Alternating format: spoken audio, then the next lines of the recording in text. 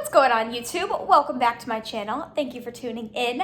My name is Lexi if you're new here, and I am bringing you guys an exciting, I think it's an exciting video today, and this one is gonna be all about my little quote-unquote diet hacks. So I titled this video Diet Hacks, meaning I'm gonna walk you guys through a ton of different ways that I have found that kind of help to make the dieting process easier. Just some little tips, tricks, food ideas, random ideas that just make the diet a little bit less brutal. So obviously I am not really dieting right now. I am not in prep, but if you go back and watch some of my old videos, I started my channel in the summer of 2021, and that's when I was in the middle of my prep for my bodybuilding shows.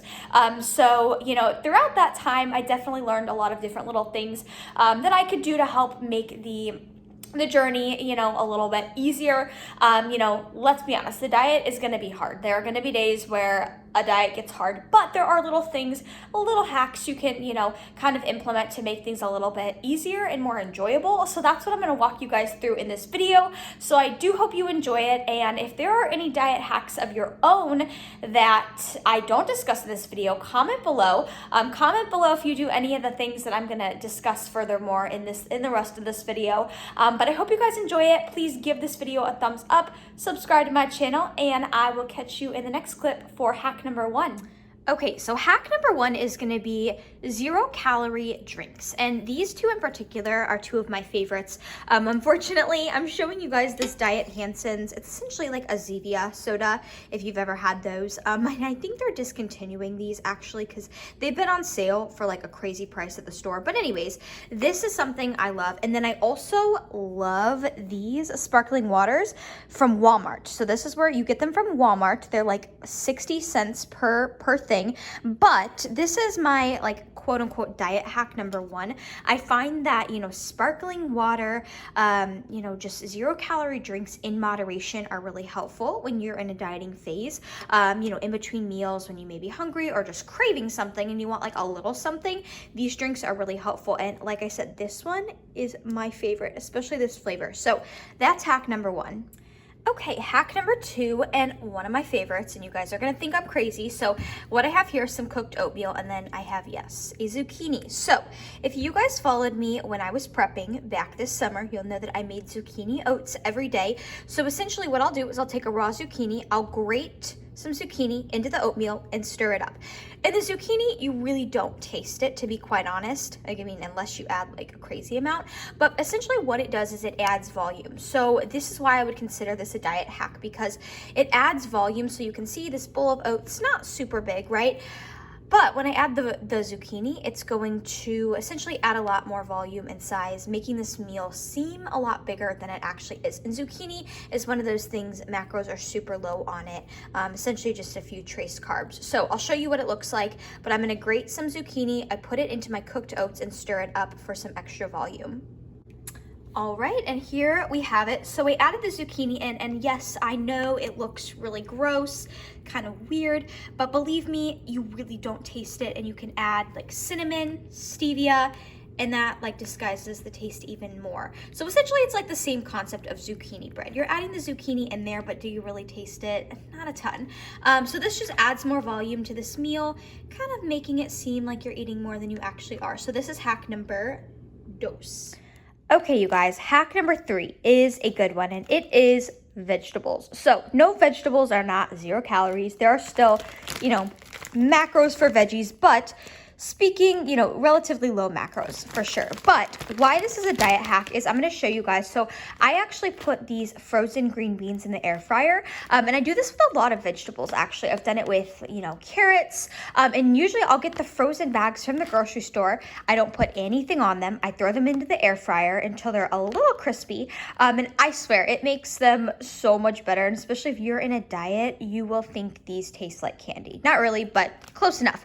And then once they, once you air fry them, you can always season them with whatever seasonings you want afterwards. So I'm gonna stick these in the air fryer and I'll show you what they look like afterwards. All right, finished product. So I kind of just eyeball these. Honestly, I think I had these in here for like maybe like 12 to 14 minutes at 400 degrees. But as you can see, they're slightly crispy. Like there's gonna be a little bit of a crunch, but the air fryer kind of dehydrates them as well. So I don't know, they just taste so much better air fried. So this is hack number 3, veggies in general, but more specifically air fried veggies. And now I'll just top it with whatever seasoning I am kind of craving for the day.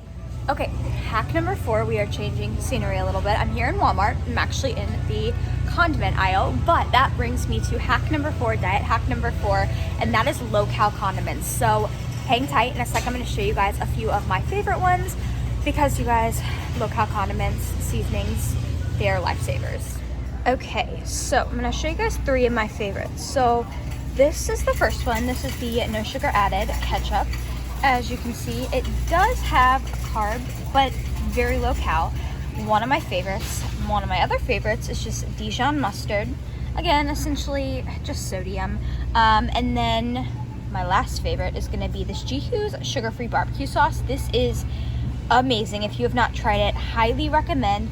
But it's got 2 grams of carbs per serving. So these are probably like my 3 favorite low-cal condiments, but this is hack number 4. You know, using these things in moderation can really take something like super bland chicken to the next level. Okay, so I'm gonna kind of mesh this with tip number 4. I just showed you guys the low-cal condiments. I also wanted to touch on seasonings. So I feel like this is another very underestimated little diet hack. So I'm gonna put this kind of with number 4, seasonings and condiments. But these are just 2 I happen to have. I have the umami and then the everything but the bagel seasoning, which is amazing. And then I also forgot to mention salsa could kind of go with like low-cal condiments, but adding these little like touches of flavor are so like it's so crazy how big of a difference it can make, you know, with just eating plain chicken compared to eating chicken with a little bit of salsa or sprinkling a little bit of seasoning on top. And you know, again, these seasonings, unless like you're using the whole bottle, they're essentially just sodium. Like there's no nutrition label. You know, it's essentially just going to be sodium. I don't know many seasonings that actually have like macros, again, unless you're using the whole bottle. Like this has 5 calories, right? But unless you're dumping the whole bottle on, you know, your food, it's not really going to equate to much. So seasonings, low-cal condiments, though, that is coming in at tip number 4 for my diet hacks. Okay, so hack number 5, you guys, kind of goes along with like my first hack with the drinks, but I figured I'd take this opportunity. It was a rare occasion. I stopped at Starbucks and I got a decaf coffee, but I figured this is actually a really good hack.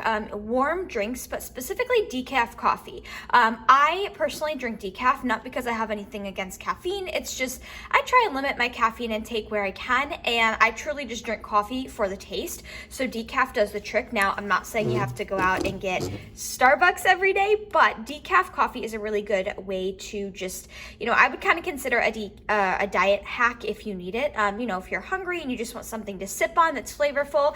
I love decaf coffee. I always add a little bit of almond milk, stevia, and of course at Starbucks I'll get like sugar-free vanilla syrup. But if I'm making it my own, which I do have some decaf K-cups, I will typically put some almond milk, stevia, and then I will use the skinny syrups, the sugar-free syrups for coffee, and I'll put a little splash in there. So decaf coffee is hack number, I believe, 5. I think that's what I'm on now. But again, I'm not saying you guys have to go to Starbucks every day. Decaf K-cups surely do the trick as well, but that would be hack number 5. Okay, you guys, so number 6 of my diet hacks is going to be finding macro-friendly substitutes to the things you already like. So I'm a huge believer that, you know, just because you're in a dieting phase or because you're dieting, it does not mean you have to eat just boring, bland, awful food all the time. You know, you may not be able to indulge in, you know, your normal indulgences like, you know, cake, cookies, pizza, those types of things, but there is always a way you can make something similar just with macro-friendly substitutes. So I'm going to show you guys one of my favorites. It's just kind of just an example. So using a sweet tooth for an example. So if you're somebody who has a sweet tooth and let's say you love brownies, you love cake, you love cookies, you love all the sweet stuff. I really love these Eat Me Goat-free protein brownies. So this one in particular has 10 fat, 14 carb, and 14 protein. So it is a little bit higher in like fat, But I will say, you know, if you have a sweet tooth, you could honestly get by with just having half of this at one time. Sometimes I'll even like cut them up into pieces and enjoy a piece at a time. But here's essentially what it looks like. I'm not gonna open this one, but I keep these in my freezer.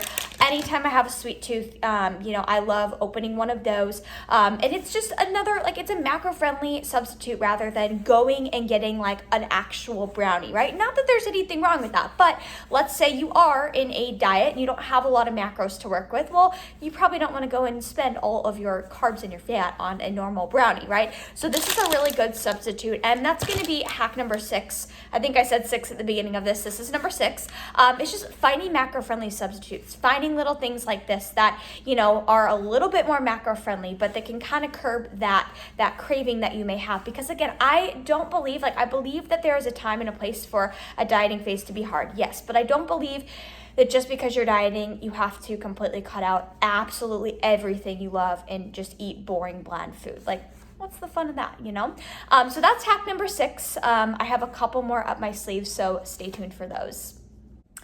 Okay, so I'm gonna mesh my last 2 tips together. I think these are tips 7 and 8. So the first one is kind of bland and like, well, kind of broad. Bland is the wrong word. It's very broad because it can apply to a lot of different things, but it's essentially change up the form in which you enjoy your foods. So I'll give you 2 examples. What I mean by that is you can take something like an egg, right? Like a food source like an egg. But there are so many different ways you can prepare it, right? You can hard boil eggs, you can scramble eggs, you can literally put or crack an egg in a waffle maker and make like waffle eggs. There are so many different ways, you know, you can enjoy the same food. You just have to get creative with how you prepare it. Same with like protein pancake mix. Sometimes I don't always use it for pancakes or for waffles. Sometimes I'll make a mug cake with it, or, you know, I'll use it for like baking purposes, right? Or I'll put it in my oatmeal, like different things like that. You know, you can get very creative with the form in which you enjoy your food. And another big example is going to be protein powder. So I've got my tub right here of PE Science, best protein powder ever, by the way, you guys. This specifically is a whey and casein blend.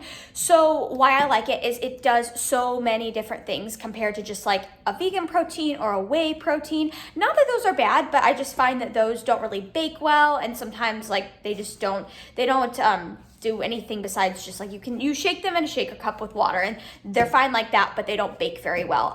This particular protein bakes really well, and it makes one of my favorite things, which is protein fluff. So another example of how you can take one food source and just enjoy it in multiple ways, right? So with protein powder, you can literally just take a scoop, shake it up in a shaker cup and enjoy it like that.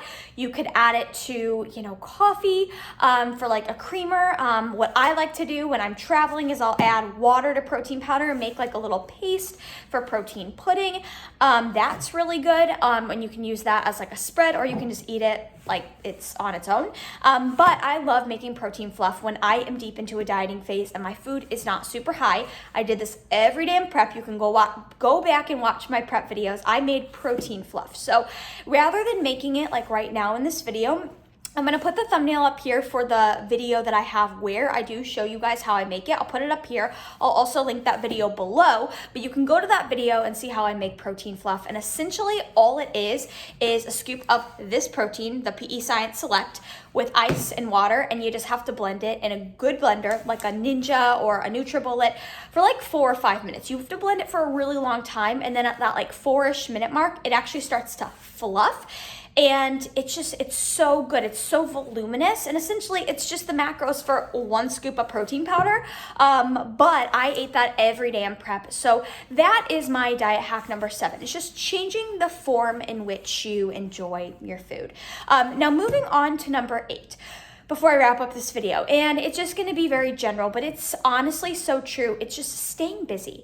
I find that some of the hardest days, like when I was in prep, were just the days where I wasn't busy, or I was just like sitting around my apartment, or when I didn't have a lot going on, because it was like food was the only thing that was consuming my mind because I didn't have anything else to distract me. So staying busy goes such a long way. You know, I know sometimes when you're in a diet, you don't have a ton of energy to want to hang out with people, but believe me, I find that like FaceTiming people or just physically like going and meeting somebody, hanging out with somebody, it is so helpful. It distracts your brain, and just staying busy in general distracts you from always thinking about food and always counting down into your next meal. And it's such a useful tool. Like the busiest days during my prep were usually the days where like almost the easiest days, in the sense of like I didn't really like feel hungry. I didn't really think about food as much. So staying busy is going to be the last little diet hack tip to wrap up this video.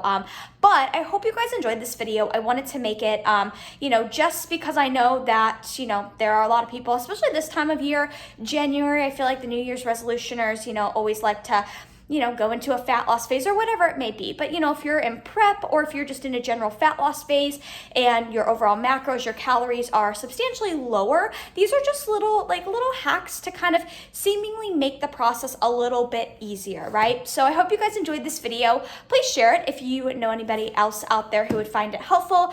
Give it a thumbs up. I would really appreciate it. And subscribe to my channel if you want to see more content like this. And thank you guys for watching if you've made it this far, and I will catch you in the next video.